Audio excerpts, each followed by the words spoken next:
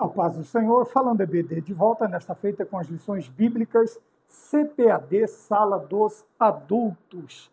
Vamos para o tema do trimestre, que é Corpo, Alma e Espírito, a restauração integral do ser humano para chegar à estatura completa de Cristo.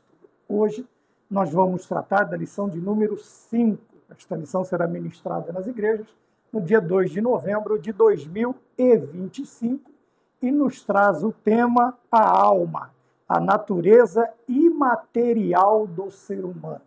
Amém? Vamos dar continuidade à leitura da nossa lição. O texto áureo se encontra no Evangelho de Mateus, no capítulo de número 10, o versículo de número 28, que diz: E não temais os que matam o corpo e não podem matar a alma. Temei antes aquele que pode fazer perecer no inferno a alma e o corpo. Como eu disse, Mateus, capítulo 10, o versículo de número 28. A verdade prática nos ensina que cuidar da alma é uma atitude fundamental para uma vida cristã estável e uma eternidade de alegria e paz. Vamos para os objetivos da lição. O primeiro é fazer os alunos compreenderem que a alma é a sede das emoções, da razão e da vontade. O segundo objetivo, demonstrar aos alunos, com base bíblica, que a alma é uma parte imaterial e imortal do ser humano, capacitando-os a refutar visões materialistas. E o terceiro objetivo, conscientizar os alunos da necessidade de cultivar uma alma saudável por meio da oração, da meditação na palavra de Deus e de hábitos santos. E nós temos, então, diante de nós um trimestre e uma lição muito importante. Por quê? Porque ela é importante. Por causa do avanço e do crescimento não somente externo, mas também, infelizmente, interno, devido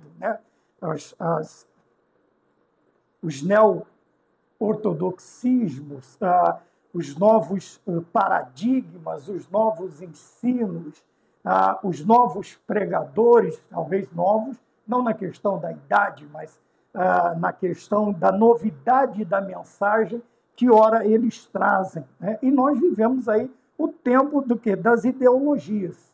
As ideologias, elas vêm para tentar suplantar a doutrina e a ideia, o conceito bíblico para a integralidade do ser humano. E dentro desta integralidade, que é dividida na tricotomia em três partes, corpo, alma e espírito, hoje nós trataremos da questão da alma. Vamos entender, né, por que se torna tão importante. Eu vou repetir: por causa das muitas ideologias, das filosofias, dos conceitos modernos, humanistas, materialistas, qual mais? Relativistas, quer dizer, que tentam suplantar, como eu já disse, que tentam diminuir a questão. Suplantar é uma coisa, eu estou falando de outra agora.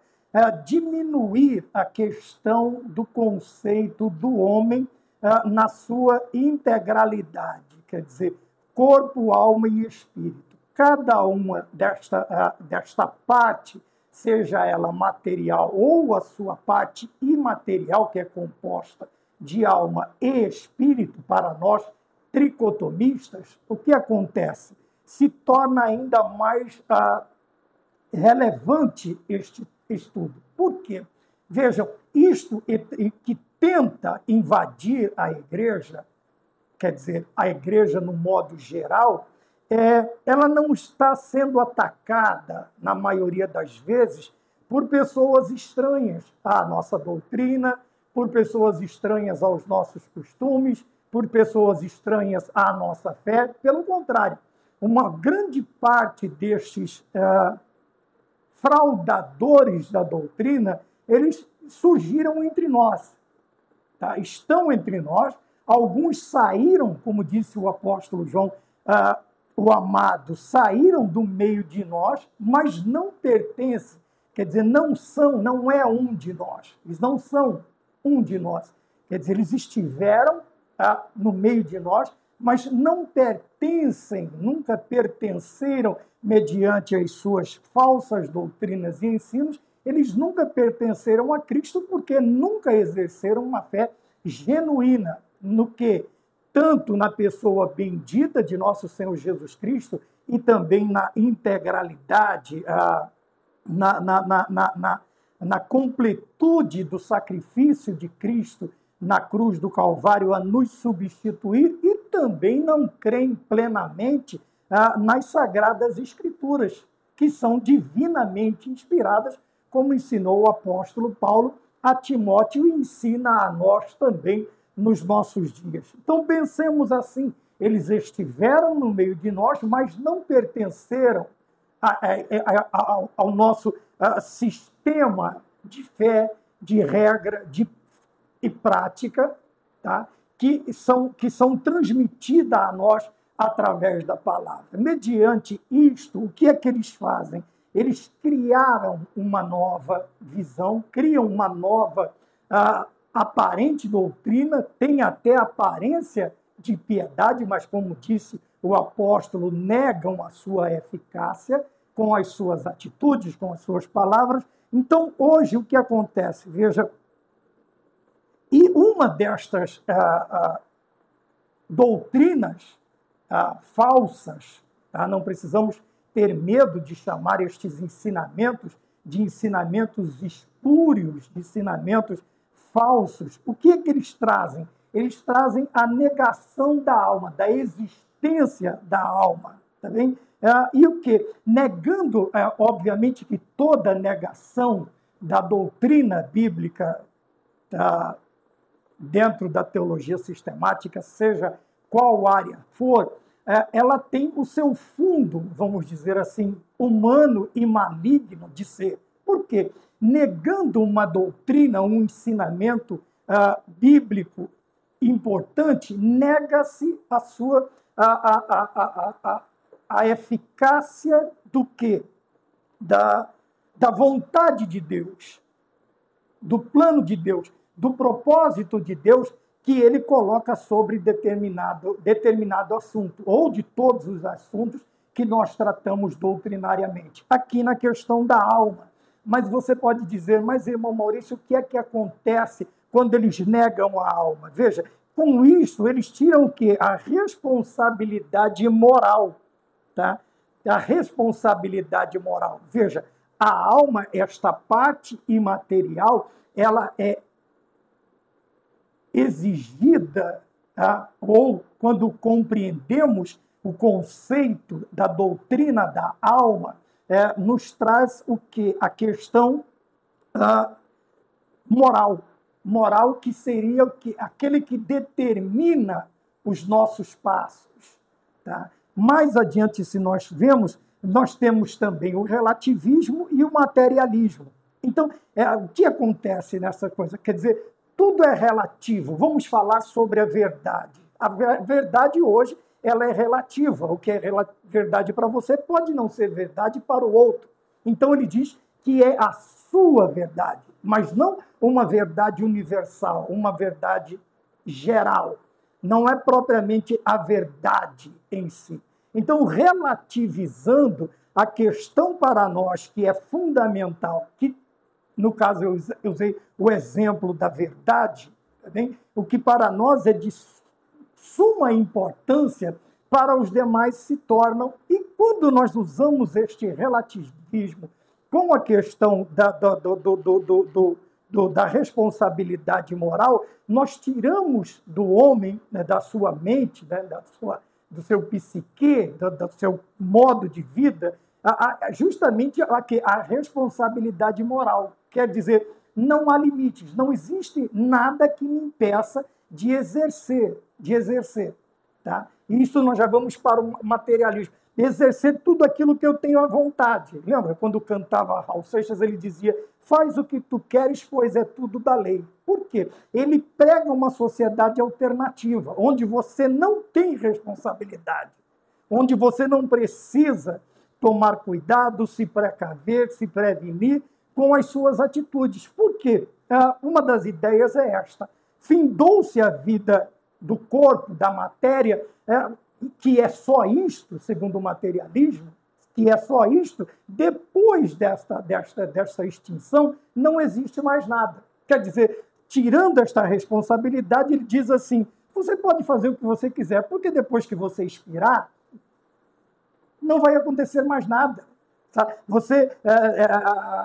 Aquela ideia, eles vão dizer assim, aquela ideia do cristianismo de que você, no além-morte, ou na além-vida, ou na nova vida, ou na nova vida, ou na eternidade, você terá que responder pelos seus atos. Tá bem? Então, veja, há um fundo, há um propósito nesta ideia de apagar o conceito da alma. Então, nós vemos o quê?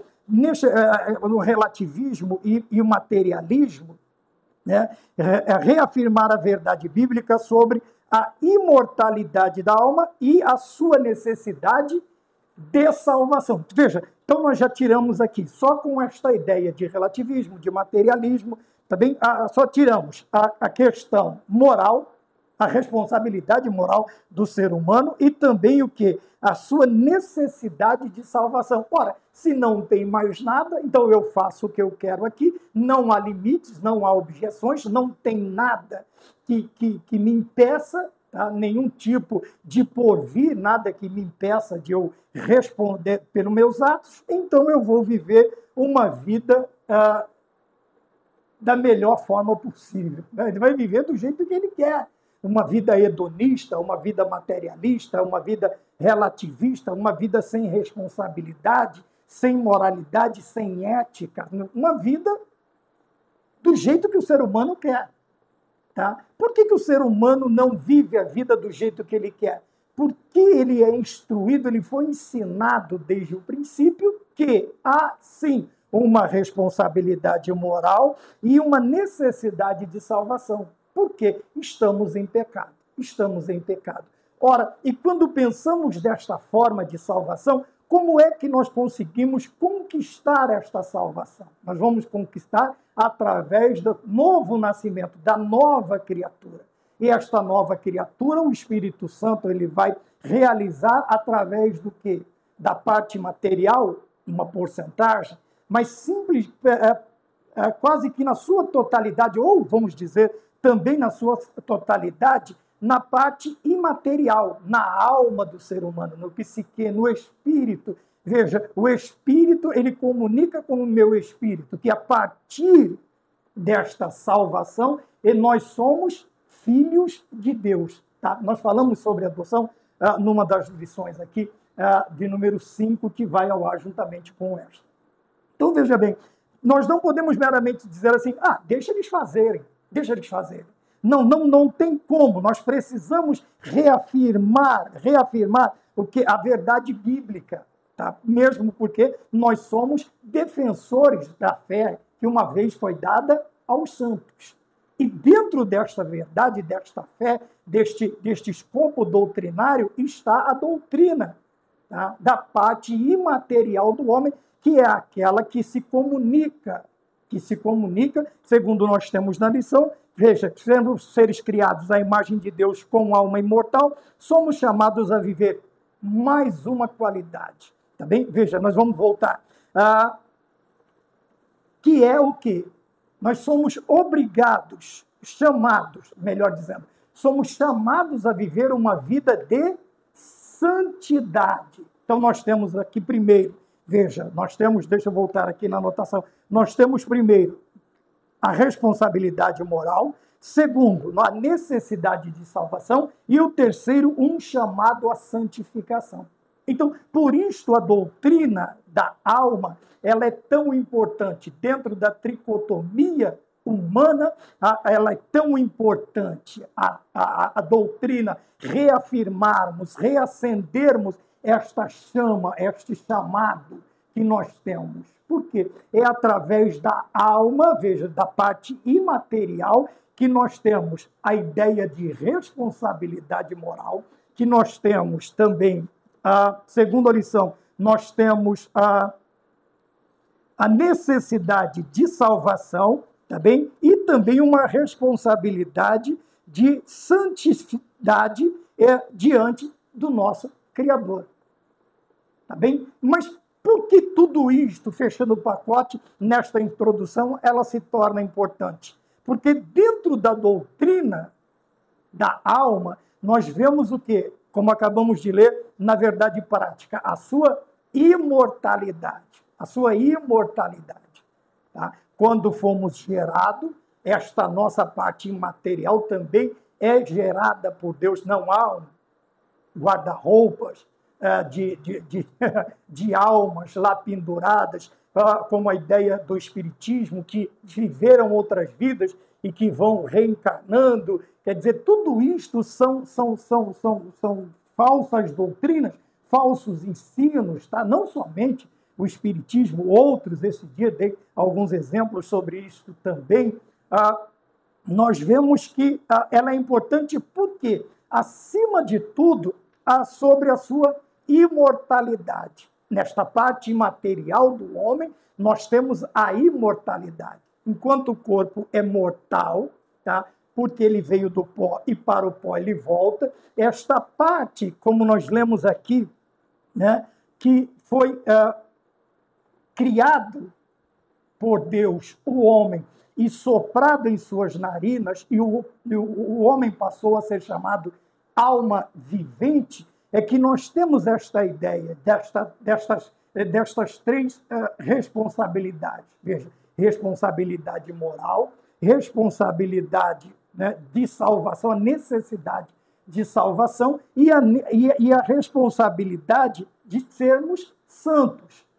A partir do momento em que o homem simplesmente tira a ideia desta parte material do homem, ele tira da vida do ser humano todas estas responsabilidades. E aí que vem a ideia desta vida alternativa. Faça o que tu queres, faz o que quiser, porque é tudo da lei, não vai haver cobrança, não vai haver... Veja, mas nós precisamos pensar também, eu li que alguém trouxe este pensamento, que onde não há pecado, porque esta é a ideia, extrair da mente do homem Deus, suas doutrinas, seus ensinamentos, porque com a existência de um Deus, surge a existência de um ser superior a mim, e que eu terei que prestar contas diante dele, tá? Pelas minhas obras, pelos meus pecados ou não, se eu andei em santidade ou não. Veja, quando eu faço isto, eu tiro toda a responsabilidade, mas a ideia é, onde não há pecado, também não existe perdão, também não existe perdão.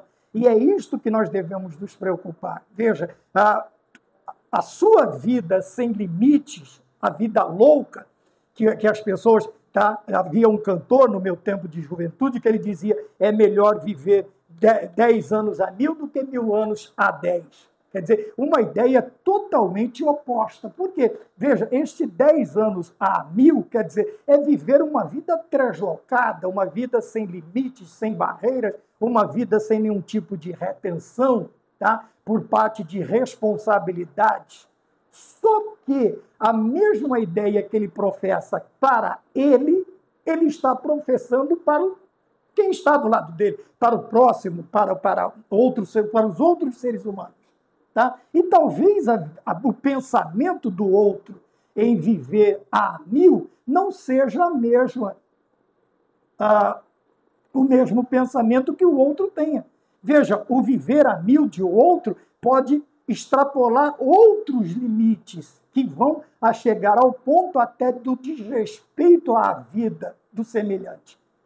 Tá? Enquanto alguém aqui está pensando numa coisa, num lugar onde não há limites, veja, enquanto este aqui está pensando numa coisa, está neste patamar, o outro pode estar neste patamar, nesta altura.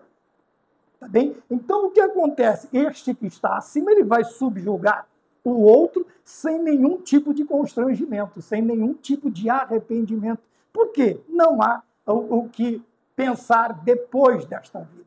Então nós precisamos pensar na imortalidade da alma e nós precisamos também trazer principalmente a nós cristãos, retornar a este conceito, a esta doutrina, a este ensino e também ensiná-la, expor esta doutrina àqueles que estão de fora. Se não houver este entendimento, pelo menos nós fazermos a defesa da fé, tá? Que é combatermos as heresias e impedirmos que elas ocupem um espaço muito grande no seio da igreja, E, infelizmente, o que nós estamos vendo é que determinadas ideologias, que determinados pensamentos, que determinados movimentos, eles estão ganhando espaço muito rápido e espaços cada vez maiores dentro de determinadas... Agora eu vou ter que usar a placa, né? Determinadas denominações.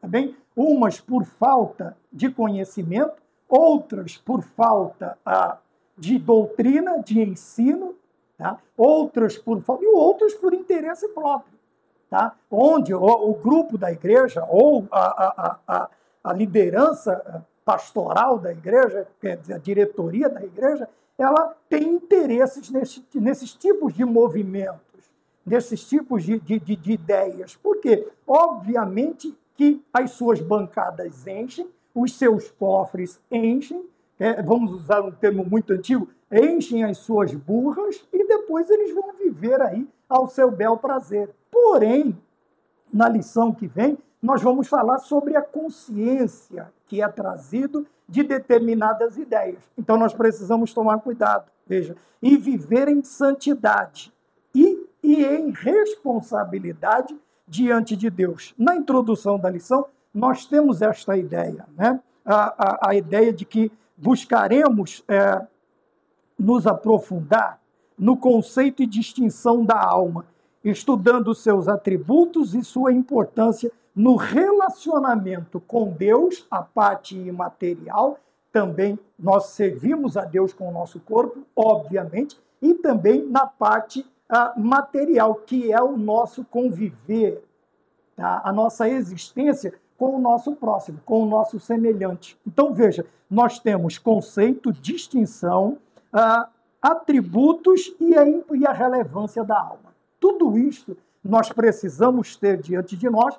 Para quê? Para que entendamos a importância para a nossa vida espiritual saudável, como diz, na verdade, prática, uma vida cristã estável e uma eternidade de alegria e paz. Por quê? O inverso da eternidade com a ideia de alegria e paz, o seu inverso, o seu contrário, o seu oposto, é uma eternidade de sofrimento, choro, lágrima e tristeza. Tá? Que nós sabemos que são os dois únicos caminhos a qual a alma está destinada. Tá? Por isso, o escritor aos Hebreus, no capítulo 9, versículo 27, diz: e está escrito que ao homem está ordenado morrer uma só vez, vindo depois disso o juízo. Veja, e que juízo será este? É um juízo em que a alma, o psique, o ser pensante, eu estarei diante de Deus.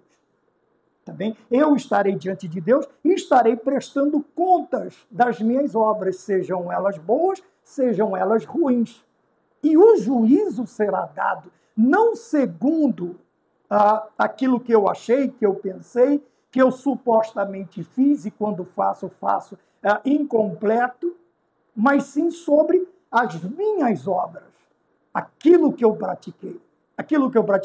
Então nós podemos direcionar o juízo não somente, não para o homem, mas para as suas obras. É o que nós fazemos aqui, como fazemos, tá? Como destinamos a nossa vida, como destinamos o nosso procedimento nesta vida terrenal, é que vai ditar para qual dos dois lugares nós iremos. Para alegria e gozo eterno, como disse Daniel no capítulo 12, no último versículo, ou alguns que serão ressurretos, ressuscitados, serão levantados para quê? Para tristeza e desespero eterno, vergonha eterna. Vergonha eterna. Então, veja como é importante nós estudarmos o homem na sua integralidade, na sua completude. Então, nós falamos sobre o corpo. Na aula inicial, na primeira aula, nós tivemos aí um panorâmico, né, dessa estrutura, desta composição, corpo, alma e espírito, ou espírito, alma e corpo, conforme Paulo escreve aos Tessalonicenses. Nós tivemos um princípio, uma ideia, um panorâmico. Hoje nós teremos uma entrada ou uma visão, vamos dizer que agora nós estávamos no panorâmico, agora nós pousamos e vamos andar pelas ruas para entendermos como se fosse uma cidade, um bairro. Então nós vamos agora conhecer as ruas, os nomes das ruas, nós vamos ver as residências, os números das residências, nós vamos ver as cores das residências. Quer dizer, é o que nós vamos tratar. Veja, vamos falar de conceito, vamos falar de distinção da alma, vamos falar de atributos da alma e a sua importância. Então agora nós pousamos do nosso panorâmico e vamos conhecer o terreno, vamos dizer assim, vamos conhecer aquilo que nós estávamos olhando na primeira aula de cima, tá bem? Para isso nós precisamos voltar do tópico de número 1, ele vai falar sobre os atributos da alma, então eu preciso voltar lá no seu princípio, tá? No seu início, no seu Bereshit, quer dizer, de volta ao Gênesis. Quer dizer, no momento desta criação, veja, a parte material do ser humano é o que mais diferencia dos animais, como bem evidenciado em Gênesis 2:7. Em Gênesis 2:7, né? Se nós esticarmos aqui na lição, e formou o Senhor Deus o homem do pó da terra e o soprou em seus narizes o fôlego de vida. E o homem foi feito alma vivente. Tá? É este, Gênesis 2:7, é o que está escrito.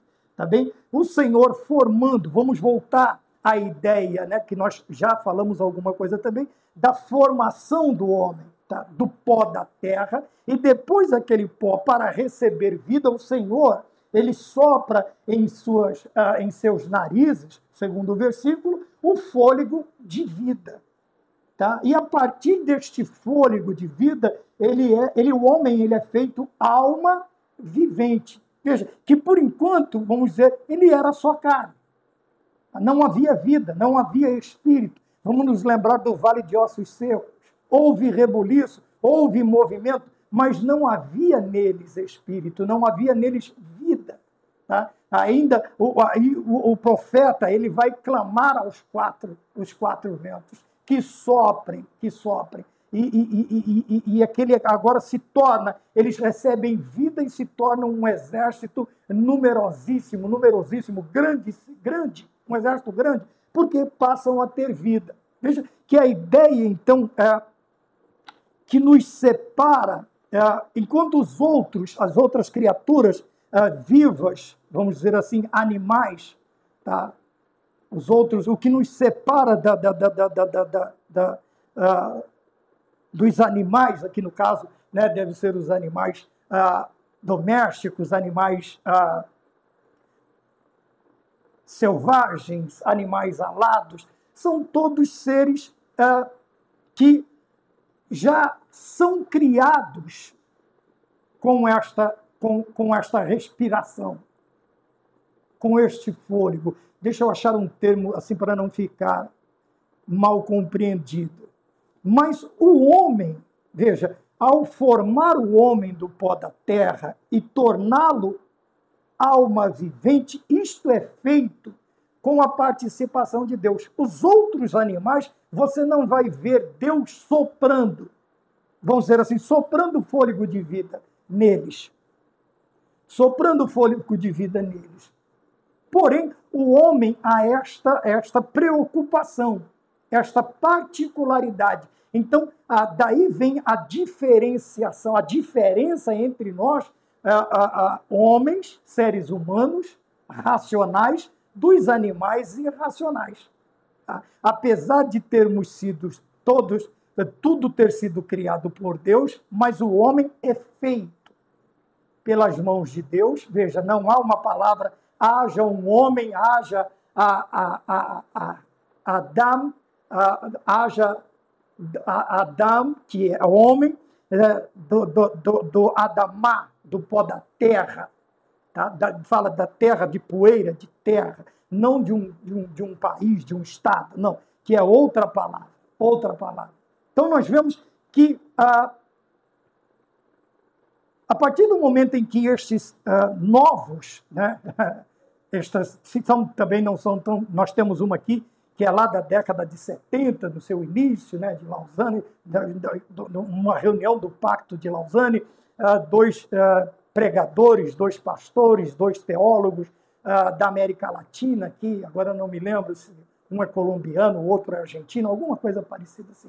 Os seus maiores opositores, eles vêm com esta ideia que nós veremos, que nós vamos ver mais adiante, tá? Que o homem não é completo como nós vemos, que o homem não é completo, que o homem não é somente formado, mas ele tem que ter outra ideia, outro entendimento, outro paradigma, outra expansão do que é a sua tarefa como ser humano na face da Terra. Tá bem? Então nós temos aqui no Gênesis, estamos lá no princípio, tá bem? No princípio, na criação. Então nós temos que o homem, a partir do momento em que ele passa a ser alma vivente, ele se destaca, o Senhor o destaca dos demais animais.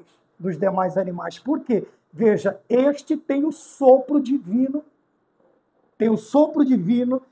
o fôlego da vida, e esse homem passa a ser feito alma vivente. Alma vivente. Veja, a parte de Deus agora, ela vem para formar esta parte imaterial e se juntar para uma vida de comunhão do ser humano com o seu Criador, do ser humano com o seu Criador. E isto é evidenciado na criação. Então, outra particularidade, o Criador fez-lhe seu representante, dando-lhe poder de governo sobre toda a obra criada. Tá? Como seu representante, que ao criar todas as coisas e formar o homem do pó da terra e soprar em seus narizes o fôlego de vida, tornando-o alma vivente, ele também o encarrega de cuidar de toda esta criação. Tá? Quando nós vemos no Salmo de número 8, está na lição, versículos de 3 a 6, tá bem? Quando vejo os teus céus, as obras dos teus dedos, a lua e as estrelas que preparaste, que é o homem mortal para que te lembres dele, e o filho do homem para que o visites. Contudo, pouco menor o fizeste do que os anjos, e de glória e de honra o coroaste. Fazes com que ele tenha domínio sobre as obras. Quando nós vamos para Gênesis, que é o princípio, está assim: e Deus os abençoou, e disse: frutificai e multiplicai-vos, e enchei a terra, sujeitai-a e dominai sobre os peixes do mar, e sobre as aves dos céus, e sobre todo animal que se move sobre a terra. Então, veja, Deus outorga a este homem o direito de administrar tudo aquilo que ele criou. Veja, nós temos então a ideia de que o Senhor o faz, a coroa da criação, ele faz e deixa que ele domine, que ele o represente na terra. Tá? Esta ideia. Veja, por isso, imagem e semelhança. Então, ele é o representante. Quando tudo em volta agora está debaixo do seu domínio, este homem passa a exercer a função de administrador. Tá? O Criador fez seu representante, dando-lhe poder de governo. Tá? Dando-lhe poder de governo. E este governo é quase que ilimitado. Ele cuida, ele sujeita todas as coisas, está debaixo do seu domínio, e até o ponto de dar nomes, de dar o nome a cada animal segundo suas características, é lógico. Então, Adão olhava para um determinado animal, um determinado ser, e lhe dava o nome. e passou a fazer parte, né? Ele via um felino, ele dava um nome. Aí esses felinos foram separados conforme suas características. Nós temos a família dos felinos, temos os felinos selvagens, temos os felinos domésticos, e cada um tem as suas características. E tem aquele que, segundo a nossa mentalidade, o nosso pensamento, conforme nos foi ensinado, há um que domina sobre todos, que é o rei da selva. Que é o rei da selva, tá bem? Obviamente que o rei da selva também tem seus limites, porque há animais de maior porte que ele simplesmente não se aventura a enfrentá-los. Mas nós temos, então, esta ideia do Senhor, veja, diferenciando, separando o homem dos demais animais, dando-lhe esta parte, esta sua parte, a parte de Deus, tá? O sopro de vida, o fôlego de vida sobre ele. Depois, ele o distingue um pouco mais, dando a ele o poder de governar todas as coisas, quer dizer, ele poderia plantar, ele poderia colher, ele poderia pescar, ele poderia caçar, ele poderia fazer tudo que estivesse dentro das ordens de Deus, menos duas determinadas coisas. E veja, mesmo assim, tendo domínio sobre todas as coisas, ele prefere ouvir o inimigo e fazer o quê? Desobedecer a palavra de Deus. Tá? Onde nós vemos esta capacidade de administração? Tá? Dentro desta capacidade de administração, nós temos mais algumas ideias, que é compreensão, decisão moral. Tá bem? Dentro disso, isso tudo é o resultado do caráter consciente e autônomo. Veja, autônomo, não autômato, mas autônomo. Quer dizer, esta autonomia que Deus dá ao homem, da alma humana, quer dizer, esta autonomia que dá, tá? Talvez hoje nós chamamos de livre-arbítrio, quer dizer, o homem, ele tinha autonomia, ele poderia fazer, conforme a sua capacidade de administração, compreensão e decisão moral, ele poderia fazer aquilo que estava na sua mente. Ele poderia fazer aquilo que estava na sua mente. Por quê? Veja, é um caráter consciente e autônomo. Tira a ideia de que quando nós estamos servindo a Deus, ouvindo a sua voz, estando nos seus caminhos, sendo direcionado pela sua palavra, não tira de nós a nossa autonomia. Veja, não estou falando de independência de Deus, mas a autonomia de nós fazermos segundo um padrão de vida controlado pela palavra de Deus e pelo Espírito Santo do Senhor. Porque quando pensamos assim, o nosso psique, a nossa alma, como nós veremos mais adiante, ela não vai tomar decisões independentes de Deus. Tá?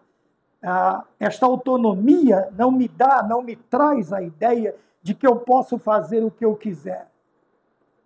Como se eu estivesse, vamos voltar à ideia de 1000 anos a 10 anos a 1000, sociedade alternativa? Não, de jeito nenhum. Veja que esta ideia ela vem sendo trazida há muito tempo através das culturas. E depois, determinados cristãos resolveram, ainda que aparentemente, abraçar estas ideias. E ela veio para o campo da cultura, veio principalmente para o campo político, e dentro deste escopo político, ele é espalhado através das culturas, através das matérias de estudo, filosofia, sociologia, tá? E outras guias que tem por aí, e isto foi sendo espalhado no meio do povo.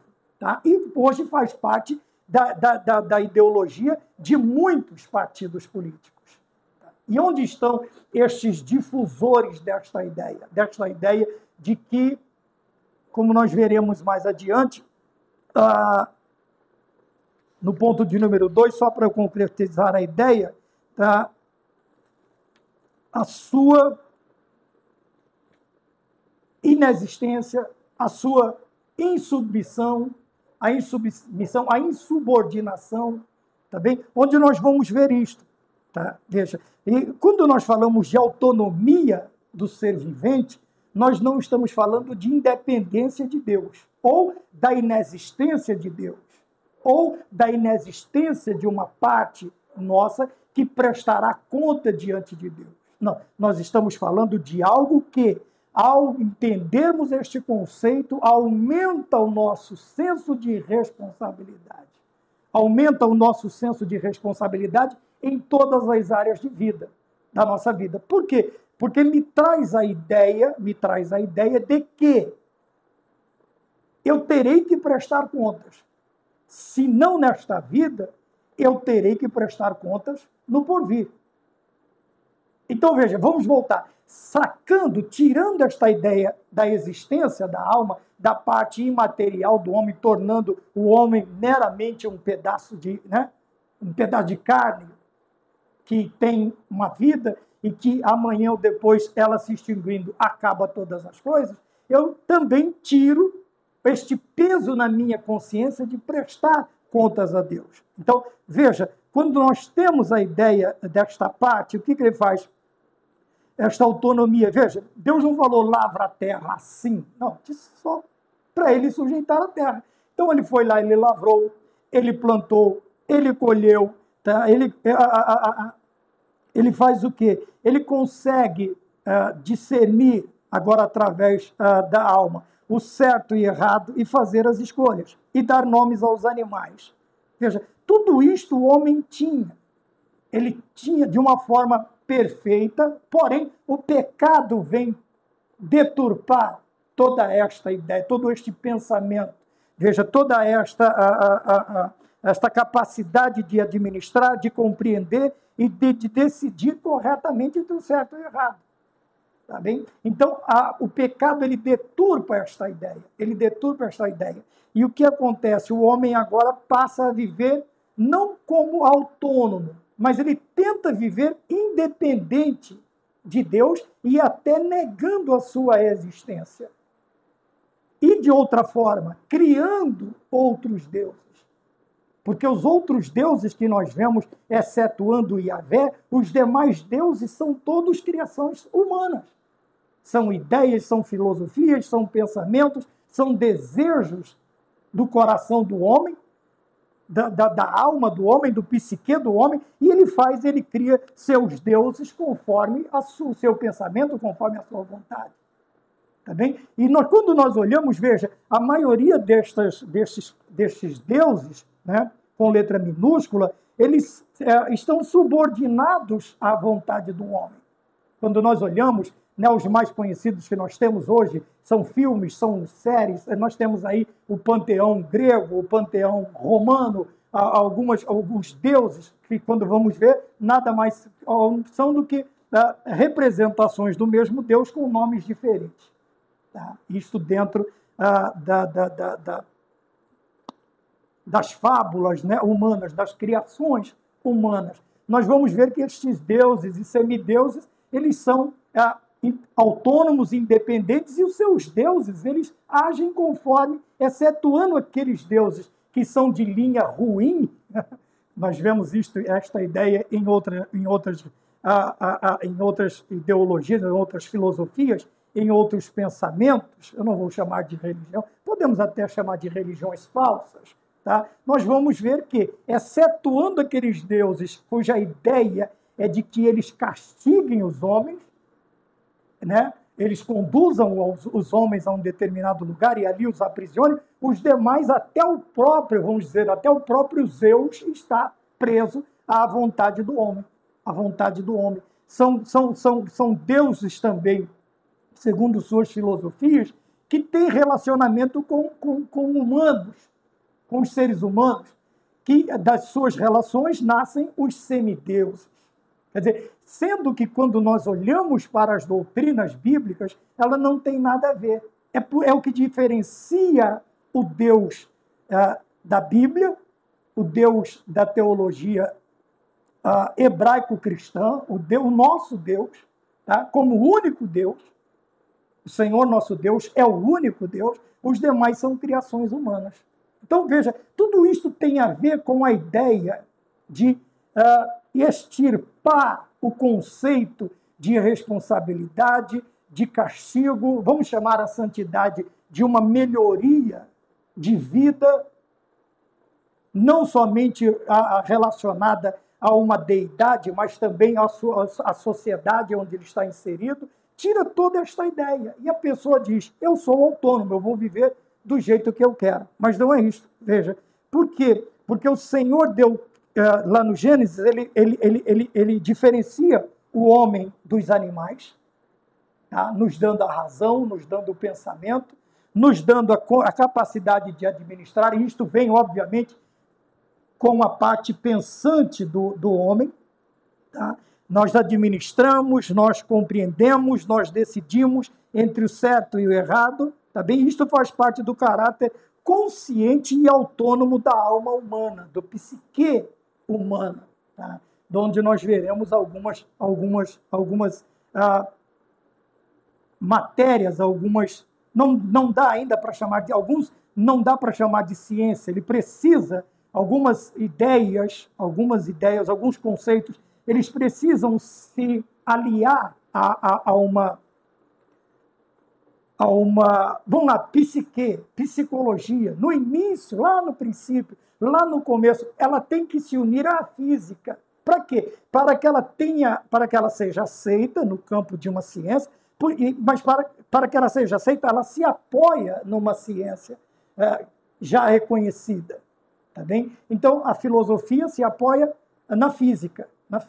E assim ela consegue ser inserida, ser colocada lá na sua criação, na sua formação. Ela consegue ser aceita. Então, nós vemos que determinados conceitos, ele vai precisar de uma ciência já aceita e existente para que ela possa ter uma determinada credibilidade.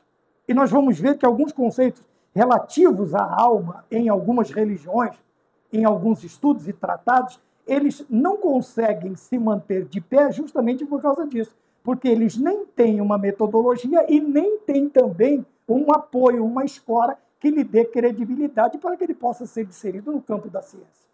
Tá bem? Príncipe, pior ainda que, mesmo não tendo, ainda que seja colocado no campo da ciência, não encontra base bíblica para ser inserido no campo de uma doutrina, de um estudo, de uma interpretação correta, mais correta do que a linha já existente de pensamento e de doutrina. Tá bem? Então, veja, na criação, para encerrar este ponto, o que acontece? A parte afetiva do homem é demonstrada na afirmação divina da necessidade de uma companheira e expressão da satisfação de Adão a receber a Eva. Então, agora nós estamos falando da parte, a alma, o psique, o centro das emoções, dos sentidos, ele é provado a partir do momento em que o homem, ao olhar determinadas coisas, ele também sente necessidade. Tá? E não somente isto, ao ser satisfeita a sua necessidade, criando-lhe uma adjutora, o Senhor criando-lhe uma adjutora, uma mulher que estivesse, Eva, que estivesse ao seu lado, ele demonstra satisfação, quer dizer, alegria. Ele demonstra alegria, prazer, satisfação em ter um semelhante, oposto, obviamente, a ele, quer dizer, ele é homem, ela é mulher, e ele faz o quê? Ele demonstra que a parte afetiva, e esta parte afetiva, ela não é demonstrada só ou pela carne, ela é demonstrada através deste sentimento, desta área que expressa emoções, sentimentos, volição, vontade, que é a alma, que é o psique, que é a alma, que é o ser pensante, a criação, o sopro de Deus que fez o homem alma vivente. 2, veja, entre o espírito e o corpo, tá? Entre o espírito e o corpo. A alma do homem é sua personalidade ou distintivo pessoal. Então, veja, agora nós temos uma outra área. Esta parte faz com que traga a nossa individualidade. Apesar de termos todos a mesma aparência, a mesma semelhança, todos os seres humanos é composto de cabeça, tronco, membros. Né? Nós temos membros superiores, membros inferiores, nós somos bípedes, Veja, e nós temos aqui algumas características, né? Tem outros animais também que andam sobre dois pés, bípedes, né? Ou tem dois pés. Mas a razão, como nós vimos aqui, ela vai se destacar, ela vai nos destacar.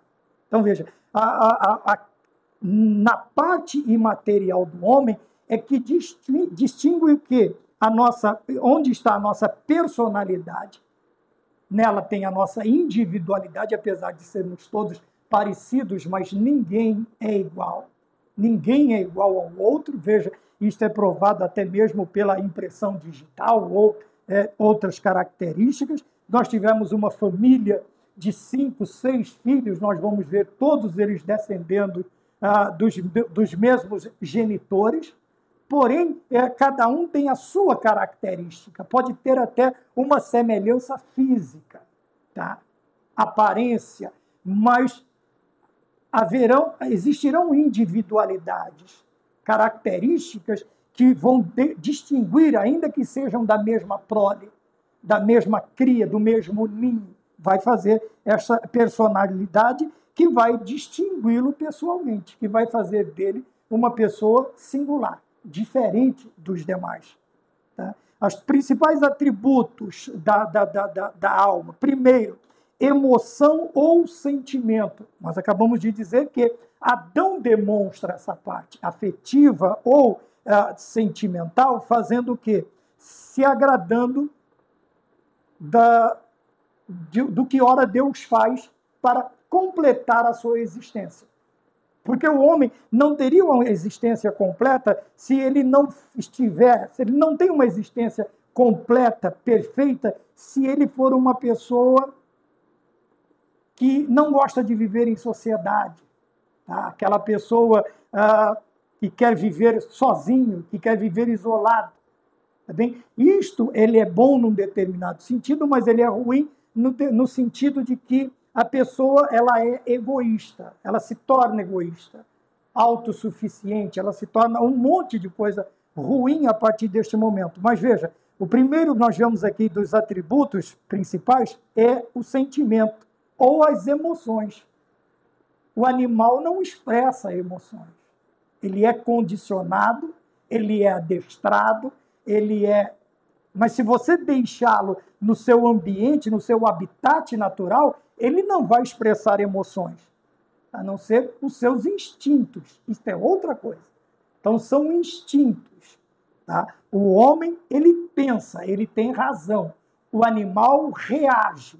Então, o homem, ele tem emoção, ele tem sentimento. O animal tem instinto, que é totalmente diferente. Nós vemos isto muitas vezes. A pessoa acha até bonitinho trazer animais extremamente selvagens e, desde pequeno, desde o seu nascimento, de filhotinho, ele vai tentar condicioná-lo e acondicioná-lo a uma existência, a uma vida que não é dele. E muitos, ao atingir a sua maioridade, ele vai trazer o quê? Vai trazer à tona os seus instintos. E alguns, infelizmente, são até atacados, feridos, e alguns até perdem a vida neste tipo de comportamento, quando nós tentamos forçar, tá? Uma área, ou adaptar estes animais a uma área, o cérebro destes animais, a uma parte que é provida somente ao homem, ao cérebro, ao psique, ao pensante. Tá bem? Veja, a segunda que nós temos aqui, o segundo atributo que ele fala, razão ou intelecto, quer dizer, é a arte de pensar, se bem que muitos não gostam muito de usar esta parte, tá bem? Que é o intelecto, tá bem? O intelectual. Às vezes a gente fala assim, puxa, aquela pessoa é um intelectual, é uma pessoa muito inteligente, é uma pessoa racional, é uma pessoa que entende, que se expressa, que sabe como, né, usar as formas de colocação de palavras, de pensamentos. Então, esta pessoa, esta característica, este atributo, ela é particular do homem, do ser humano. Como eu já disse, uma boa maioria não gosta de usá-lo, simplesmente acompanha a maré. Né? Mas muitos pensam. Tá? Por isso eu disse aquilo, que os animais reagem, instinto. O homem pensa para agir. Ele age, ele não reage. Então ele vai agir. Por quê? Por causa da sua razão, do seu intelecto. E isto é um atributo da alma, tá? Da vida do ser humano.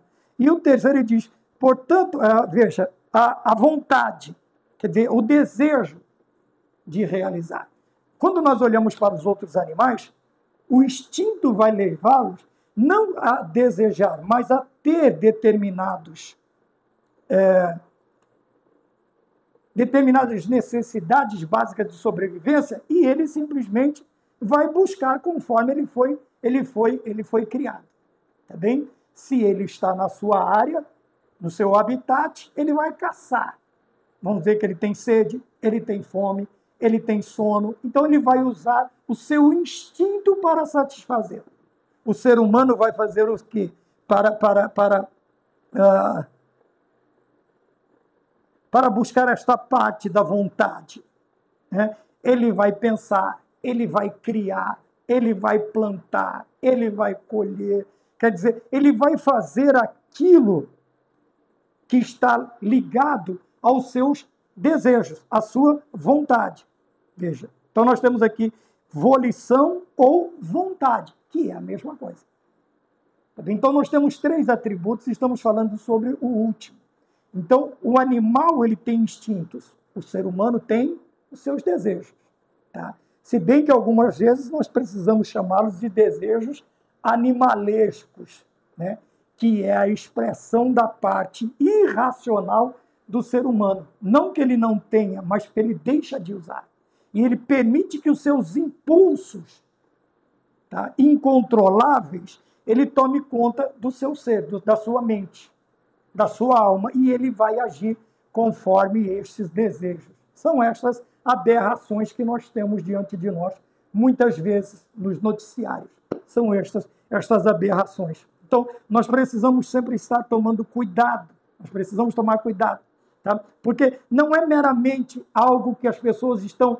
mas o que pode ter de contrário nisto? Da pessoa não acreditar, da pessoa não aceitar, da pessoa... Veja, nós estamos há 57 minutos falando ainda no primeiro tópico, ponto 2, de uma coisa que muitos desconsideram.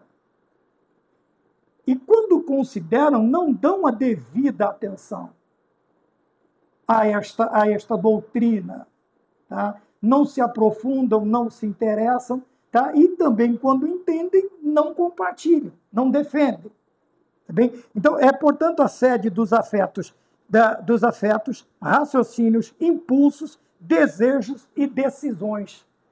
Veja, a última parte aqui é a questão fundamental, decidir. Veja, que nós falamos de desejos, impulsos, tá? E nós temos afetos, raciocínios. Então, nós temos 2 pontos interessantes aqui. Veja, afetos, impulsos, desejos, muitas vezes, se não estiver debaixo do raciocínio e as decisões razoáveis, eles se tornam perigosos. Por quê? Fogem do padrão, extrapolam limites, ficarão à margem da sociedade. E isto comprometerá, talvez não tanto a vida do ser humano, mas aqueles que estão ao seu redor. Porque se não usa, é que ele vai pensar desta maneira: eu vou fazer o que eu quiser. Porque ele não está fazendo uso do raciocínio e, consequentemente, não faz do uso das decisões corretas. Não consegue decidir. Veja que impulsos, desejos e algumas coisas, elas vão vir para todos, para muitos.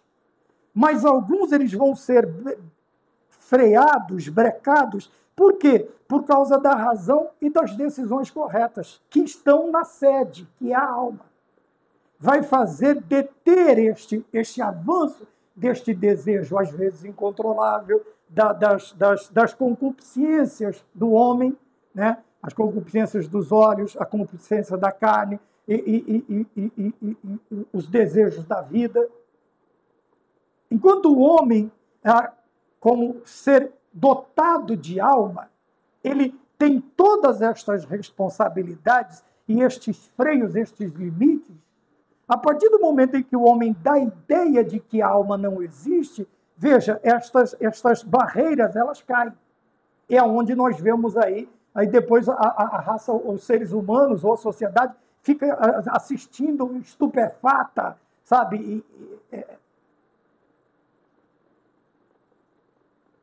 Perdida, sem saber. Mas isto já vem sendo formado. Tá? Hoje não atinge uma grande quantidade. Mas se nós pegarmos de um tempo para cá, determinados comportamentos irracionais, ele tem tomado vultos muito maiores e mais constantes do que antigamente. Justamente por quê? Porque de umas décadas para cá surgiram pensamentos ou se fortaleceram pensamentos que estão tentando derrubar e conseguem extrair da vida de alguns a base do raciocínio, quer dizer, das responsabilidades que são dotadas ao ser humano através da sua alma para com o seu Deus, seu relacionamento para com o seu Deus. E nós vemos que a partir do momento em que os homens perdem estas razões, os seus sentidos, os seus desejos, os seus impulsos se tornam irracionais e as decisões são as piores possíveis. Tá bem? Então, para ter comunhão com Deus, a alma serve-se do Espírito. Então, veja, agora nós temos a distinção de alma e de Espírito. Então, para ter comunhão com Deus, a alma serve-se do Espírito, que o deu, para comunicar-se com o próximo. O veículo é o corpo. Veja, então, para comunicar-se com Deus, a alma faz uso do Espírito.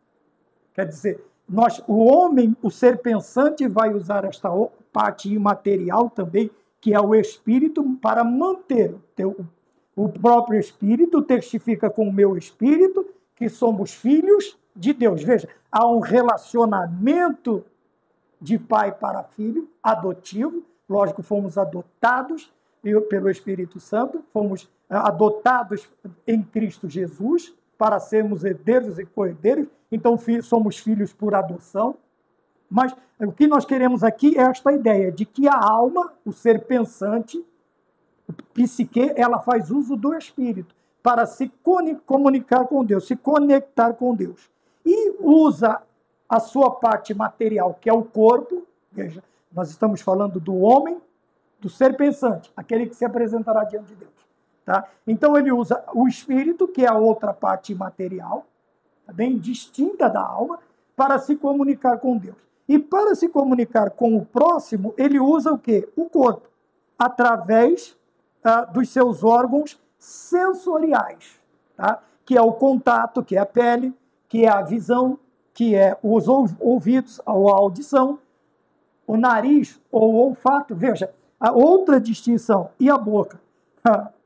Nós sabemos que os animais, né, principalmente aqueles animais que caçam, eles fazem uso principalmente do quê? Do olfato. Ele vai sentir cheiros.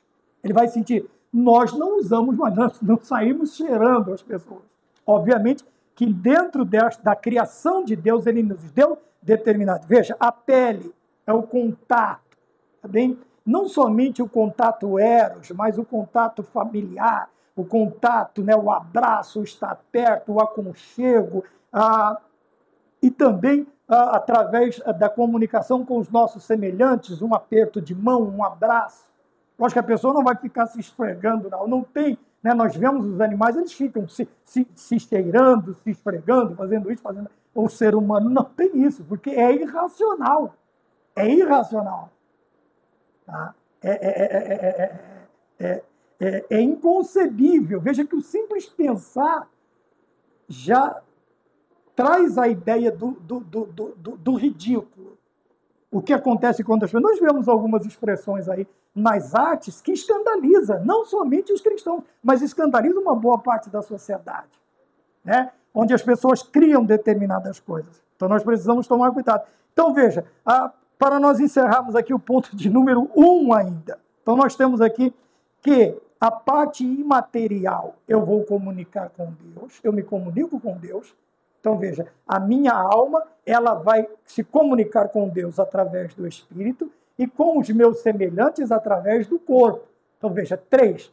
No Espírito, eu me comunico com Deus. E o corpo, eu me comunico com os meus semelhantes também e ofereço como sacrifício a Deus, que é o nosso culto racional. Veja, a razão novamente. Tá bem? E como nós nos comunicamos através dos sentimentos ou dos órgãos sensoriais, onde nós sentimos. A pele, nós sentimos o contato, os olhos, nós sentimos através da visão, nós conhecemos, né? Os ouvidos, do que nós ouvimos, o nariz, do que nós sentimos, tá? E outras particularidades, tá bom? Então, nós temos esta interação, né, entre a completude do homem e para se comunicar com o seu Deus e com o seu semelhante. 3. Alma abatida. Para que esta ideia? Para nos trazer a ideia de sentimentos através da alma. Então, nós temos a citação do Salmo 42, porque estás abatido, ó minha alma, e porque te perturbas em mim, espera em Deus, pois ainda o louvarei. Então, este contexto indica que o autor experimentava aflição espiritual e alguma crise em sua comunhão com Deus. Por isto, sua alma estava entristecida e suspirava. Então, veja, a nossa condição também interfere, vamos dizer assim, nos nossos sentimentos. O salmista está aflito. O salmista está experimentando uma angústia espiritual. Por quê? Porque ele sentia que a situação que ele estava vivendo fazia o quê? Estava desenvolvendo uma determinada crise na sua comunhão com Deus. Alguma coisa estava perturbando esta comunhão. E veja que ele vai sentir, e ele expressa que toda esta angústia está na sua alma, não está na carne, não está no espírito, mas está na alma, no homem interior, que sente este distanciamento de Deus, que sente esta separação de Deus. Tá bem? Então, veja, nós temos aqui que o contexto indica que o autor experimenta alguma aflição espiritual e alguma crise em sua comunhão com Deus. Por isso a sua alma estava entristecida.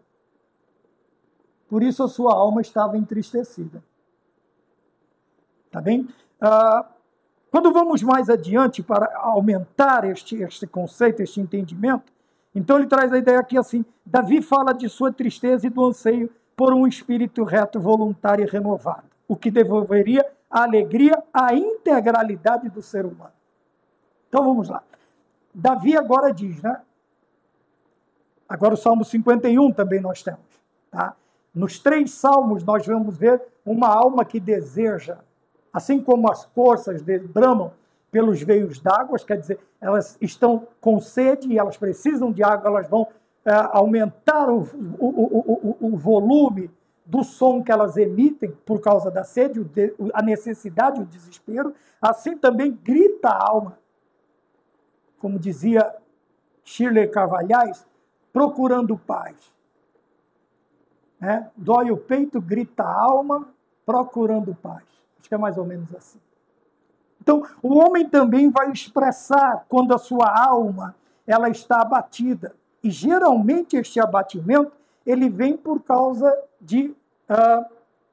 geralmente, de atitudes externas que nós tomamos. Veja, o Salmo 51, nós já sabemos que é por causa do pecado que Davi comete com Betseba. Então, ele vai clamar. Tá? E ele pede, veja, um espírito reto, voluntário e renovado. Quando ele fala desta ideia, ele está falando do quê? De algo que traria de volta esta alegria. Mas esta alegria não vai ser só para a alma ou para o espírito, como está aqui. Ele está dizendo, eu quero ser alegre, mas na minha totalidade, na minha integralidade. Veja, o que devolveria alegria à integralidade do seu ser, corpo, alma e espírito. Tá? Veja, quando a alma está abatida, o corpo também. Ele vai demonstrar, nós vamos aparentar um desgaste, um cansaço, um abatimento. Tá? Nós ficaremos para baixo, vamos dizer assim.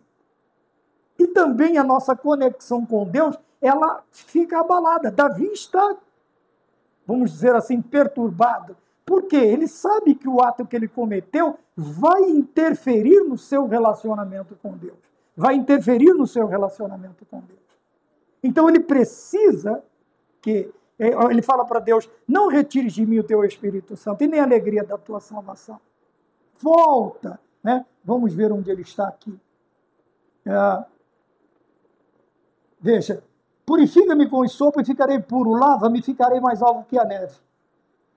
Faz-me ouvir júbilo e alegria para que gozem os ossos que tu quebraste. Esconde a tua face dos meus pecados e apaga todas as minhas iniquidades. Cria em mim, ó Deus, um coração puro e renova a minha alma.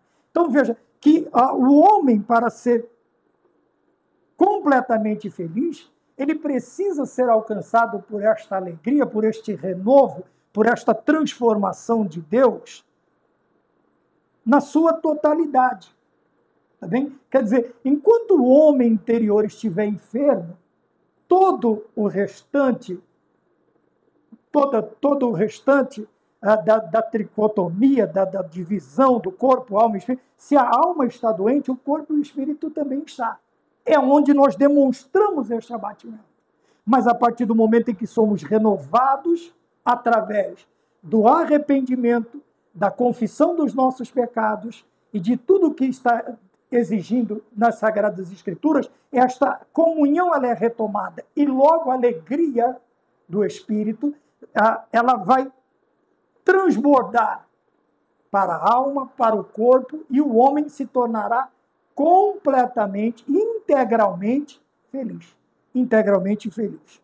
Tá bem? Quando vamos para o ponto de número 2, a natureza da alma, imaterialidade e imortalidade, então nós temos o ponto de número 1, a distinção das substâncias.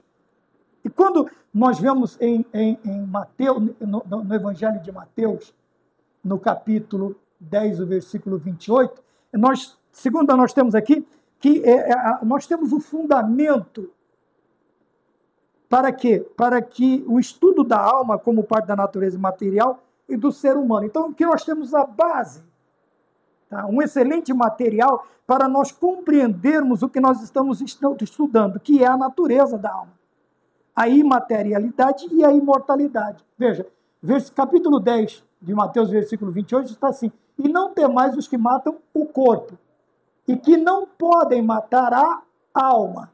Temei antes aquele que pode fazer perecer no inferno a alma e o corpo. Tá bem? A alma e o corpo. Então, em um só versículo estão profundas verdades espirituais reveladas por Jesus a respeito da nossa psique. Tá? A nossa parte imaterial, que também é chamada de ser pensante, que é aquele que pensa, que raciocina, que usa os seus atributos, mas todos eles debaixo do raciocínio, do pensamento, tá? Da razão. Então nós temos aqui neste versículo. Veja que o próprio Cristo ele vai falar sobre alguém que lança a alma e o corpo no inferno. Mas que nós não deveríamos temer os homens, que só podem matar a carne. Quer dizer, eles não podem fazer nada com a parte imaterial do homem. Não podem, ninguém pode. Então nós não precisamos temer. Então veja, em primeiro lugar, Jesus expõe a clara distinção de substâncias entre a parte material e imaterial. Tá? Dentro da parte material, nós temos a parte tangível, que nós falamos ali, que é expressa também, que foi expressa através dos seus sentidos.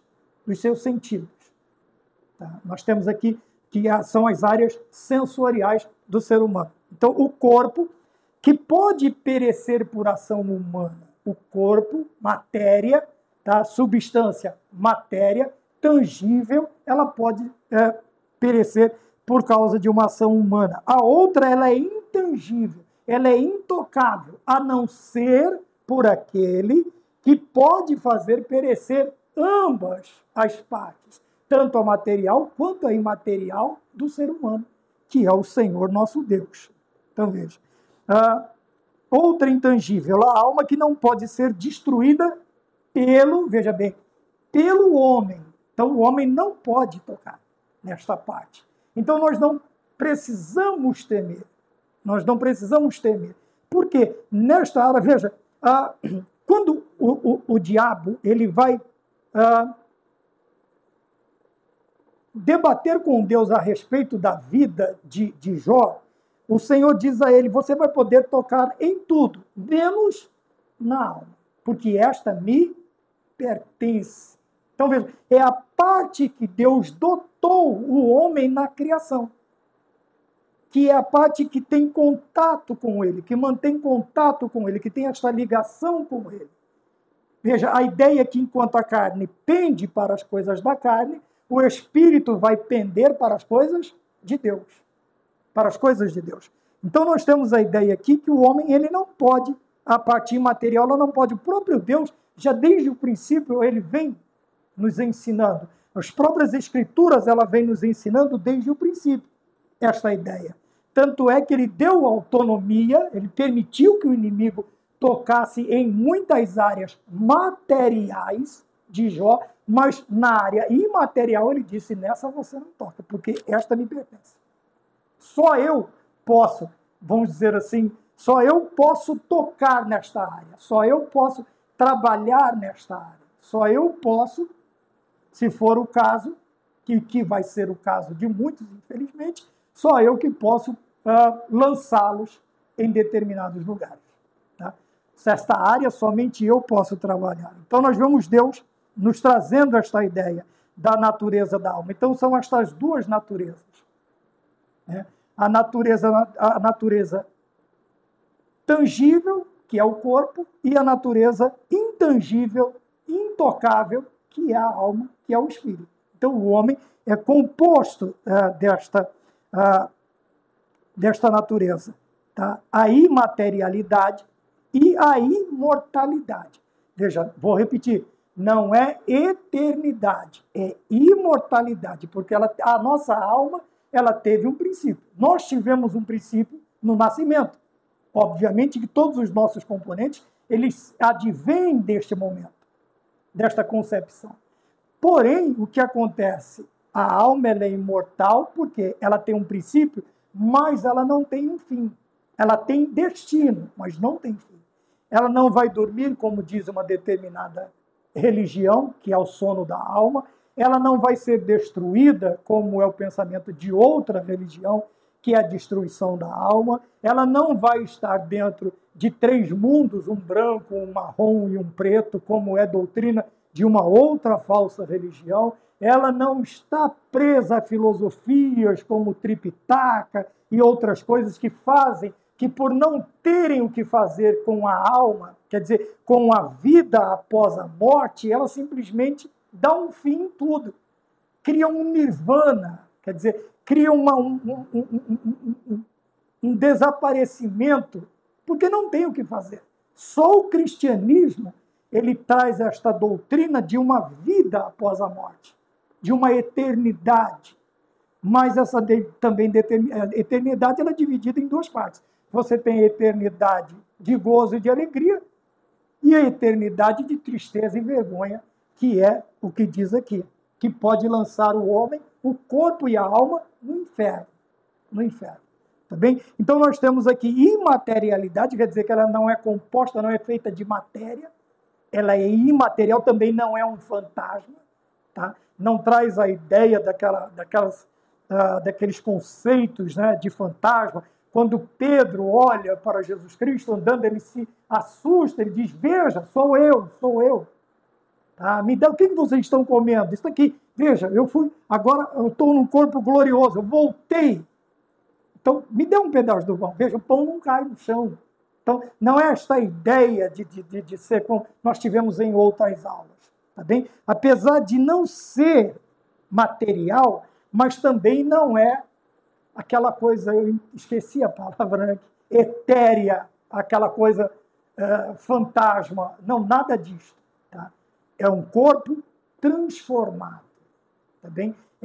Agora, nós vamos ver que no arrebatamento, o corpo, ainda que ele esteja muitos anos, a terra já o decompôs, o que acontece? Ele vai ser restaurado, ele vai ser ressuscitado, para que com os crentes arrebatados tenham um encontro com os demais e nós vamos passar as bodas do Cordeiro, com um corpo igual ao de Cristo. Então veja, este corpo será transformado, corrupto pela incorruptibilidade e todas as suas...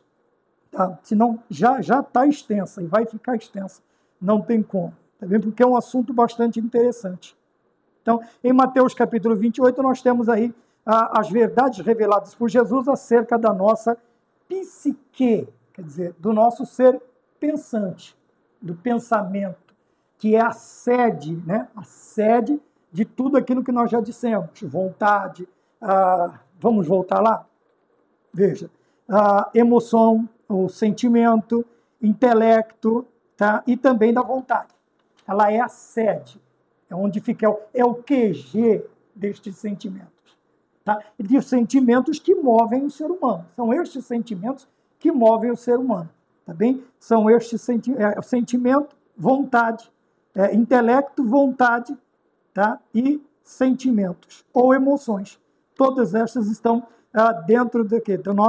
Dentro da nossa psique, dentro da nossa alma, do nosso pensamento, da psique humana. Vamos mais adiante. Então, em primeiro lugar, Jesus expõe a clara distinção de substâncias entre parte material e imaterial do homem. Tá? Nós já falamos sobre isso, já, que é a parte tangível ao corpo, que pode perecer, obviamente, de várias maneiras, inclusive por ação humana, e a parte intangível, que é a alma, que não pode ser destruída pelo homem. Veja, não dá a ideia que ela não pode ser destruída, mas pelo homem. Mas ela sofre consequências na eternidade, que não são impostas pelo homem, mas serão impostas pelas ações desta psique, pelas ações desta alma, desta mente. Como fizemos uso dos nossos atributos, desses atributos cuja sede é a psique do homem, a psique. Como fizemos, o que realizamos através disso. Tá bem? Se vamos para o ponto de número 2, imaterialidade e responsabilidade, é aquilo que nós dissemos no início. Tá? Esta questão da responsabilidade. Por que o homem ele quer desfazer a ideia? Porque ela traz consigo, este conceito de alma traz consigo a ideia de responsabilidade, de prestarmos conta diante de Deus. Tá? A ideia de um ser superior que criou todas as coisas, que fez o homem e que também destina a vida humana e a vida terrena, ou das galáxias, ou de tudo que existe, e isto deixa o ser humano que tenta se desvencilhar de Deus perturbado. Então ele tenta desfazer esta ideia. Por quê? Desfazendo a ideia, voltamos àquele princípio de que desfaz a responsabilidade moral, desfaz o conceito de santidade, de responsabilidade diante de Deus em viver uma vida diferente, santa, tá? E também dos nossos conceitos de um ser que está sobre nós. Tá bem? Então, a partir do momento em que o homem se resume apenas à matéria, ignorando a existência da alma, o que acontece? Ele nega a pecaminosidade e a responsabilidade moral do indivíduo, que nós começamos lá. Então, vamos falar sobre a responsabilidade, não, a pecaminosidade. A partir do momento em que nós temos a ideia que somos extremamente pecadores, Isto também nos traz a responsabilidade de buscar um Deus extremamente santo que nos justifique ou nos purifique dos nossos pecados, tornando-nos assim aceitos a este maravilhoso Deus. Porém, ao resumir o homem apenas à matéria, o que eu faço? Eu nego esta questão do pecado. Foi o que eu disse lá no princípio, que a ideia de não haver pecado também não existe misericórdia. Veja como a ideia deles é absurda. É absurda, tá bem? Então nós temos aqui, e também, como nós já falamos, a responsabilidade moral do indivíduo, quer dizer, de ele respeitar determinadas regras, ou todas as regras, sejam elas humanas, sejam elas divinas. Tá bem? Esta responsabilidade vai fazer com que nós nos mantenhamos à margem, do lado de dentro, obviamente, não marginalizados, mas dentro das margens do comportamento humano, tá? Isto do comportamento dentro da área humana e também da área espiritual. Mas, negando isto, infelizmente, o que sobra? Sobra um animal que tem a razão como seu atributo principal, a psique, e que não faz uso dela, e que age somente desta maneira. Tá bem? Então, este engano desconsidera a necessidade de arrependimento, conversão e salvação pessoal, e mantém as almas de seus adeptos no caminho da perdição eterna. Então, veja que interessante. Então, tirando o pecado, exime-se também o ser humano da responsabilidade de viver do quê? Veja o que eu falei lá. Arrepender-se, converter-se e buscar a salvação pessoal. Isto é a responsabilidade, é o peso do pecado que faz com que a consciência ela pese. Mas se isto não existe, aquilo não é necessário. E eu vou viver a vida do jeito que eu quero. Tá bem? Mas o escritor, sabiamente, ele chama de engano. Então ele desconsidera. Desconsiderando estas três áreas que eu falei, a última área, que é a pior, ela vai ficar muito mais real na vida deste ser humano, que é o quê? O caminho da perdição eterna. O caminho da perdição eterna. Porque independente do que nós pensamos, cremos ou não, a verdade ela já está exposta. Neste sentido, para nós não há relatividade, porque é uma verdade ensinada pelas Escrituras. Não é relativa, ela é uma verdade geral, global, ela é a verdade.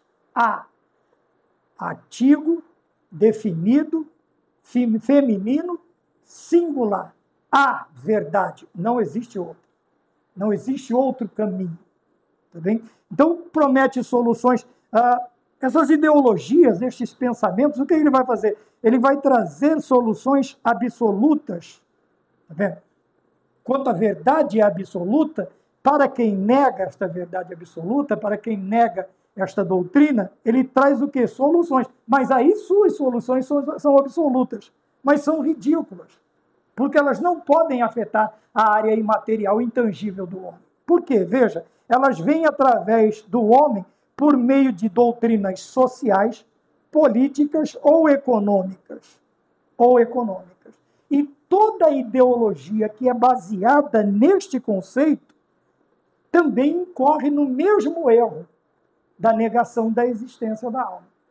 Tá bem? E nós sabemos qual linha de pensamento, qual ideologia, ela traz este fundamento, este conceito de que os problemas dos homens podem ser solucionados através de doutrinas sociais, políticas ou econômicas. E, infelizmente, muitos ditos cristãos estão sendo levados por esta onda, tá? Que tem o seu surgimento ali na década de 60, 70, tá bem? Que nós vamos ver o nome dela mais adiante. Materialismo e teologia. Então, vejam bem. esses tipos de pensamentos que nós estamos falando, tem a ver com teologia?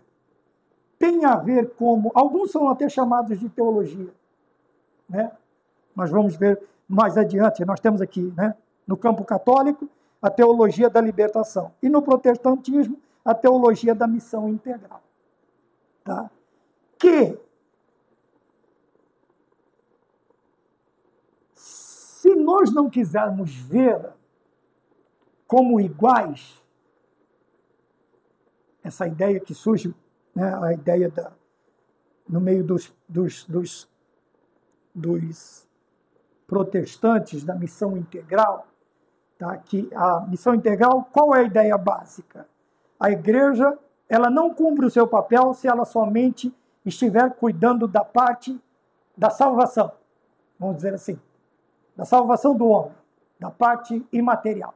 Se ela não estiver envolvida com o que nós lemos acima, com doutrinas sociais, políticas e econômicas, que são os movimentos, né, majoritariamente de esquerda que nós temos. Se nós não podemos ligá-los, pelo menos nós vemos correlações nos seus surgimentos. Tá? Principalmente esta, lógico, né? O materialismo ele vai afetar também a teologia, principalmente quanto à missão da igreja. A ortodoxia, tá? Isto é, a prática correta desta doutrina, a prática correta. Então nós temos ortodoxia, ortopraxia, e eu esqueci outra. Tá? E já estamos bastante tempo. E ainda falta um bocadinho para terminar. Então é a prática incorreta. Isto é, a prática correta, que é a ortopraxia. No catolicismo, nós temos a teologia da libertação, cujo foco principal, veja, há uma distinção. Enquanto a teologia ortodoxa, ela visa o ser humano, nós vamos ver que tanto a teologia da libertação e, se não vermos, pelo menos nós vamos considerarmos semelhanças da teologia da missão integral, que ela visa único e exclusivamente uma parte da sociedade, não todos os seres humanos. Ela distingue, ela vai olhar para quem? Para o pobre. E vai basear a sua ideia no quê? Em doutrinas sociais, políticas e econômicas. Então, dentro do protestantismo, nós temos a ideia desta teologia da missão integral, que nós não fazemos a missão corretamente se nós não nos voltarmos especialmente a quê? As doutrinas sociais, as necessidades básicas do ser humano, a políticas econômicas. E é isto que tem feito uma boa parte de cristãos se debandarem, isso eu estou falando de líderes também, para esta ideologia, que alguns veem semelhanças com o marxismo, que é a base, né, um dos pilares dos movimentos de esquerda. Não estou falando de política, não por enquanto. Mas veja bem, nós precisamos tomar cuidado para que estas ideias não nos confundam. Então a igreja cuidando do corpo, da alma e do espírito, ela está errada. As teologias, principalmente aqui da América Latina, eles querem fazer esta distinção, criar uma teologia para a América Latina, sabe? Uma teologia autoctone, uma teologia brasileira, para resolver essas questões. Mas quando a igreja ela age dentro de Mateus 28, 20, que é ide pregai o evangelho a toda criatura, ensinando-os, batizando-os em nome do Pai, do Filho e do Espírito Santo, e batizando-os, né, batizando-os em nome do Pai, do Filho e do Espírito Santo, e ensinando-os a guardar tudo o que eu vos tenho ensinado. Se a igreja ela cumpre esta parte, obviamente ela está cumprindo a outra. Por quê? Tiago nos traz a relevância, nos mostra que, ao exercermos a nossa fé, nós somos impulsionados a exercer a fé através das obras. Já a doutrina da missão integral, ela prega que a igreja tem que viver isto antes de outro. Quer dizer, antes da alma, antes do psique, antes do eterno, do interessante. Tá bem? Isso é um motivo para nós, para muitos minutos de aula. E eu já estou realmente extrapolado no tempo. Mas a ideia básica é esta. Tá bem? Fugir da ortopraxia, da prática correta da teologia. E prega-se também dentro desta questão da missão integral o distanciamento da teologia ortodoxa, da teologia que já vem de tempos, da teologia que os nossos fundadores trouxeram, né, lá de fora. Então eles querem criar isto, mas com uma única visão, ou com uma visão prioritária, que é atender à necessidade básica do pobre. Pronto. Por isso que você vê esses pensamentos, essas políticas de atendimento somente ao pobre. Tá? Mesmo que seja uma falácia as suas apresentações deles, a visão é esta. A visão é esta, cuidar. Mas é cuidar o quê? Mas Tiago já disse isso. Que a verdadeira religião é cuidar do quê? Das viúvas, dos órfãos e dos estrangeiros. Esta é a verdadeira religião. Obviamente que aquele cristão que ele exerce a sua vida espiritual, tá bem? Fazendo o quê? Batizando-os em nome do Pai, do Filho e do Espírito Santo, que é a prioridade de Cristo para a igreja, na sua fundação, que é buscar o homem perdido e redimi-lo, e redimido, apresentá-lo a Deus novamente, ele vai, obviamente, cuidar destas áreas, que a teologia da missão integral, ela põe como prioridade. Ela põe a prioridade em suprir as necessidades do ser humano, das castas mais inferiores. Tá? Talvez antes, ou talvez nem coloque a questão que a igreja que prega única e exclusivamente para a salvação do homem, ela está equivocada. Ela está equivocada, que é uma visão estrangeira, é uma visão vinda de fora. Nós vemos em todos os sentidos, nós vemos estes termos, estas palavras, sendo usados por determinadas ramificações políticas. Tá bem? Então, veja, ambas se alimentam de concepções socioeconômicas e políticas comuns ao marxismo, que, por sua vez, tem como fundamento o ideário materialista e crítico que busca tirar de Deus do cenário humano e instigar as lutas de classe. Tá? É o que nós acabamos de falar. Algumas correntes teológicas contemporâneas reinterpretam as escrituras.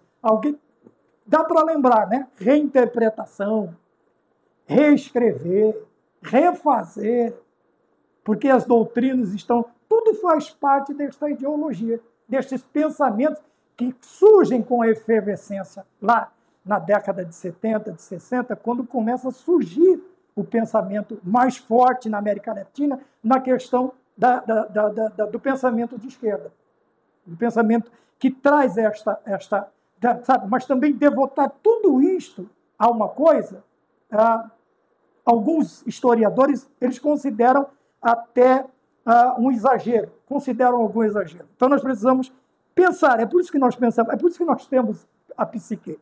O Senhor nos deu a capacidade de pensar, veja, reinterpretar as escrituras com base em vertentes de teologia de libertação e compartilham do mesmo campo de distorção e confusão espiritual.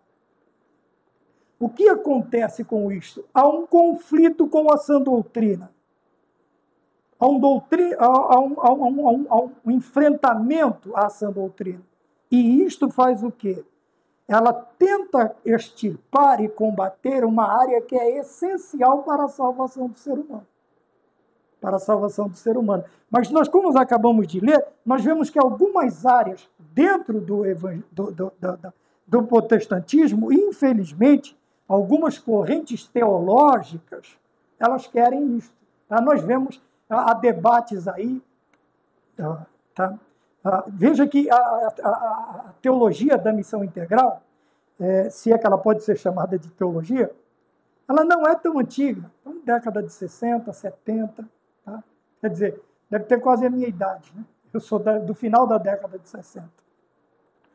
Então, veja, é um momento aqui na América Latina que o pensamento de esquerda, o pensamento marxista, ele começa a tomar muito grande vulto no meio da sociedade. A sociedade está em ebulição, tá? E surge. É por isso que pensamos que há esta relação, esta correlação entre o pensamento da missão integral e os movimentos sociais, que são basicamente de esquerda. Veja, pensamento de movimentos, que senão não existiam. Tantos assim para defender. A maioria deles já não estariam dentro já não seriam alvo da missão integral, porque já teriam sido retirados da situação em que eles se encontram. Então não passa também de demagogia, além de ser um pensamento falso, é um pensamento demagogo, é um discurso demagogo, que é o que nós vemos, tá bem? E isto vai, obviamente, entrar em choque com a sã doutrina. Então, um cristão professar isto, infelizmente, ele tem que rever os seus conceitos. Tá? 3, e último, a alma renovada. Nós já estamos com quase 2 horas. A alma renovada e submissa a Deus. Ponto de número 1, a edificação e saúde, a estabilidade da nossa vida cristã e nosso destino eterno depende de como cuidamos da nossa alma, quer dizer, do ser pensante, do homem interior. Então, como nós conseguimos purificar? Como é que nós conseguimos renovar? Através da oração. Nós vimos lá no princípio, nos objetivos, através da meditação na palavra de Deus. Tá bem? Nós podemos fazer através da palavra. Nós vamos ter paz, nós vamos ter calma, tá? Porque a oração é um meio eficaz para amenizar as ansiedades ou até impedir que elas, até mesmo impedir que elas surjam, tá bem? Então nós temos aqui edificação e saúde. Por quê? Esta estabilidade da vida cristã depende da estabilidade do nosso psique, do nosso ser pensante, da nossa alma. Lembra? O espírito sendo renovado, a alegria vem para a integralidade do homem. Então, esta paz, ela vem também para a integralidade do homem, que é a estabilidade da nossa vida cristã e o nosso destino eterno. Depende de como cuidamos da nossa alma, tá bem? Nossa parte é alimentar a nossa mente. Veja que aqui a ideia agora traz ao conceito, né, de alma, de ser pensante com a mente. Como é que nós fazemos isto? Alimentando a mente apenas com o que edifica. Apenas com o que edifica. Nós já falamos bastante sobre essa questão de trazer à memória o que nos traz esperança. E nos abstermos, até nos afastarmos de situações, de pessoas, de conversas que vão perturbar, pelo contrário, vão perturbar a nossa mente, a nossa alma e, consecutivamente, vai fazer o quê? Comprometer a nossa vida cristã e o destino eterno, o nosso destino eterno, tá bem? Então, nossos hábitos diários determinam a saúde da nossa alma, tá bem? Assim como nossos hábitos diários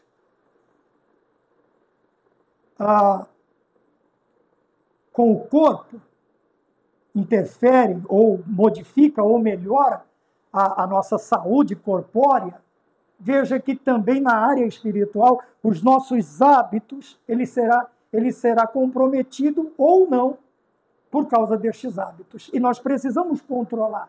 Assim como nos preocupamos com o corpo, nos dando uma alimentação que ela é, vamos dizer, saudável, não compromete a nossa saúde, né, aparentemente falando, Também os nossos hábitos espirituais comprometem, para o bem ou para o mal também, a nossa vida cristã e também o nosso destino eterno. Também, ponto 2, purificação e renovação. Então, nós devemos purificar e renovar a nossa alma. Para quê? Para que sejamos transformados e experimentemos a boa, agradável e perfeita vontade de Deus, vivendo em santidade e temor. Então, a ideia de purificação e de renovação da nossa alma, ela está intimamente ligada a quê? À santidade e ao temor a Deus. Obviamente que esta santidade, ela vai vir do espírito, alma e corpo. Tá? Então veja que Paulo ele começa pela parte imaterial, aos Tessalonicenses ele está ensinando, espírito, alma e corpo. Tá bem? E também o que? A santidade e o temor, quer dizer, o respeito.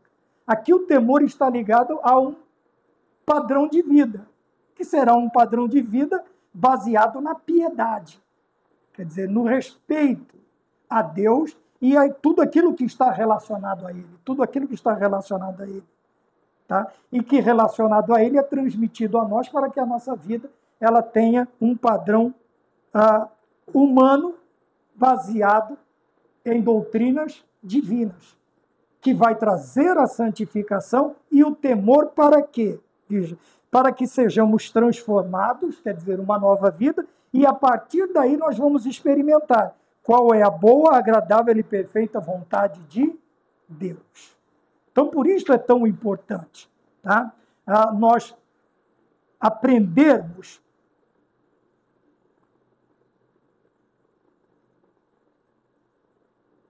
a importância do estudo sobre a alma, tá bom? Veja, vamos encerrando por aqui. Alma, natureza imaterial do ser humano, divida em duas aulas, né? Divida em 2 tempos, não sei. Mas é um assunto que tomaria muito mais tempo, muito mais tempo. Nós ficamos muito aquém do assunto neste sentido, por causa do tempo. Nós não temos tempo, tá bom? Mas qualquer dúvida, qualquer questionamento, as linhas estão aí, pode perguntar, tá? Curta, comente, compartilha, divida em 2 tempos, sei lá, 3 tempos. Você tem uma semana inteira para estudar, tá bom? Que Deus nos abençoe e até a próxima aula, se o Senhor nos permitir. Amém.